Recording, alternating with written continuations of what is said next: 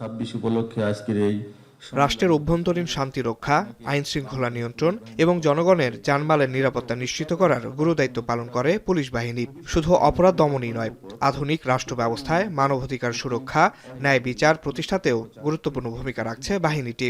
AI ব্যবহার করে ভুয়া তথ্য ও অপপ্রচার ছড়ানো।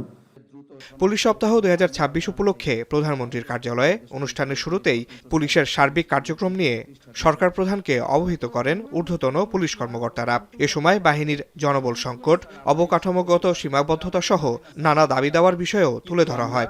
জনবল ঘাটতির জন্য ওখানে আমরা সেভাবে 50% সাপোর্টটা দিতে পারি, 50% সাপোর্ট দিতে পারছি না। অনুষ্ঠানে স্বরাষ্ট্রমন্ত্রী বলেন, শৃঙ্খলার সঙ্গে কোনো ধরনের আপোষ করা হবে না। বাহিনীর চেইন অব কমান্ড ভঙ্গ কিংবা দায়িত্ব পালনে গাফিলতির বিরুদ্ধে কঠোর ব্যবস্থা নেওয়ার হুঁশিয়ারিও দেন তিনি। ব্যক্তিগত সততা এবং প্রাতিষ্ঠানিক স্বচ্ছতার কোনো বিকল্প নেই। দুর্নীতির বিরুদ্ধে আমাদের জিরো টলারেন্স নীতি বজায় রাখতে হবে। বাহিনীর শৃঙ্খলার সাথে কোনো আপোষ করা হবে না। আপনাদের প্রতিটি পদক্ষেপ যেন বাহিনীর ভাবমূর্তি উজ্জ্বল করে সেদিকে সজাগ দৃষ্টি রাখতে হবে।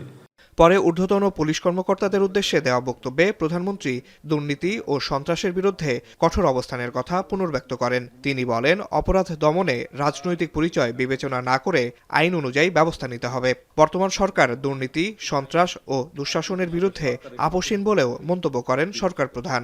সরকার দুর্নীতি, সন্ত্রাস এবং দুঃশাসনের বিরুদ্ধে আমরা আপোষ করতে চাই না, কম্প্রোমাইজ করতে চাই না। আমি পরিষ্কারভাবে আপনাদের সামনে আজকের এই অনুষ্ঠানে বলতে চাই যে দুর্নীতি, সন্ত্রাস নিয়নে ব্যক্তির রাজনৈতিক পরিচয় নয়। যে বা যারা অপরাধে লিপ্ত হবে তাকে আপনারা অপরাধী হিসেবেই বিবেচনা করবেন। আওয়ামী লীগ সরকারের সময়কার দুর্নীতি ও অপচয়ের চিত্র তুলে ধরে প্রধানমন্ত্রী বলেন, অপ্রয়োজনীয় ব্যয় এবং লুটপাট বন্ধ করা গেলে দেশের প্রতিটি খাতে আরো উন্নয়ন সম্ভব হতো।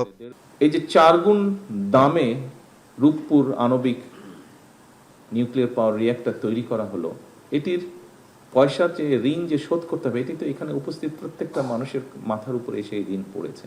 আজকে যদি এই অপ্রয়োজনীয় খরচগুলো না হতো, তাহলে আপনাদের সহ আর্মির বলেন, এয়ারফোর্সের বলেন, নেভির বলেন, সহ শিক্ষা বলেন, স্বাস্থ্য বলেন, প্রত্যেকটি ক্ষেত্রে আমরা আরো বেটার কিছু করতে পারতাম।